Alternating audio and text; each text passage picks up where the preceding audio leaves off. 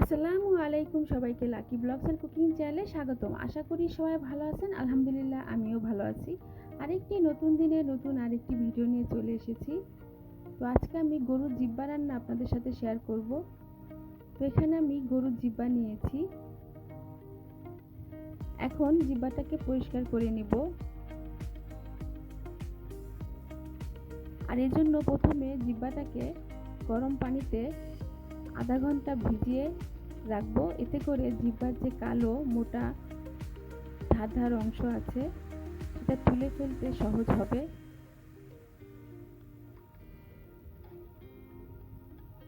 তো আধা ঘন্টা ভিজিয়ে রেখে গরুর জিহ্বাটাকে পরিষ্কার করে নিয়েছি। এখন জিহ্বাটাকে কেটে নিব। এভাবে জিহ্বাটাকে ছোট ছোট টুকরা করে কেটে নিয়েছি। আপনারা আপনাদের পছন্দ অনুযায়ী কেটে নেবেন। এখন রান্নায় চলে যাব। আর এই জন্য আমি চুলায় প্রেসার কুকার বসিয়ে গরম করে পরিমাণ মতো সরিষার তেল দিয়ে দিয়েছি। এখন কেটে রাখা পেঁয়াজ দিয়ে দিব। পেঁয়াজটাকে লম্বা করে একটু মোটা করে কেটে নিয়েছি। আর জিহ্বাটা সম্পূর্ণ আমি প্রেসার কুকারেই রান্না করব।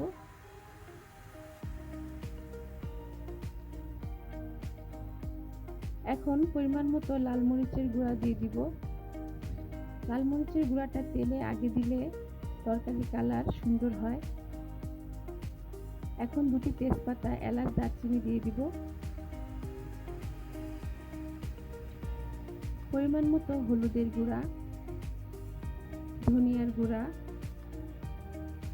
স্বাদ মতো লবণ, আদা রসুন জিরে একসাথে বাটা দিয়ে দিব।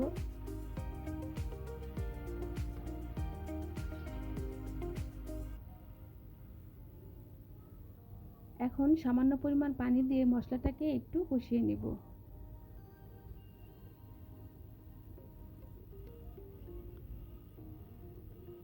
মশলা কষানো হয়ে গেছে। এখন কেটে রাখা জিহ্বা দিয়ে দিব।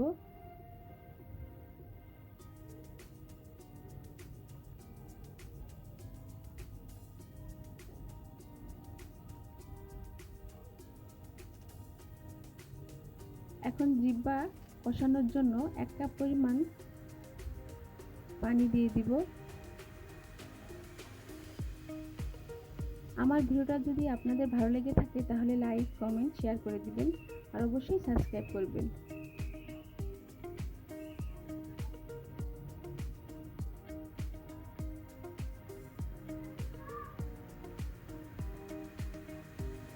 জিহ্বা কষানো হয়ে গেছে। এখন জিহ্বা সম্পূর্ণ হওয়ার জন্য আবারও পরিমাণ মতো পানি দিয়ে দিব।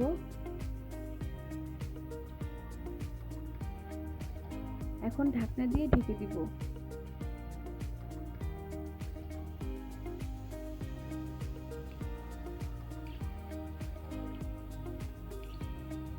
এখন আগে থেকে ভেজে রাখা জিরা, এলাচ, দারচিনি গুঁড়া দিয়ে দিলাম। তো জিহ্বা হয়ে গেছে। এখন আমি নামিয়ে ফেলবো।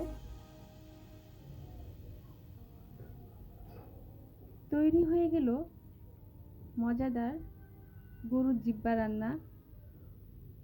তো গরুর জিহ্বা গরম ভাতের সাথে খেতে অসাধারণ লাগে। তো এভাবে আপনারা রান্না করে খেয়ে দেখবেন। নতুন নতুন ভিডিও দেখতে আমার চ্যানেলের সাথে থাকবেন। ভিডিও নিচে বেল আইকনে ক্লিক করবেন যাতে নতুন কোনো ভিডিও ছাড়লে আপনাদের মোবাইলে নোটিফিকেশন চলে যায়।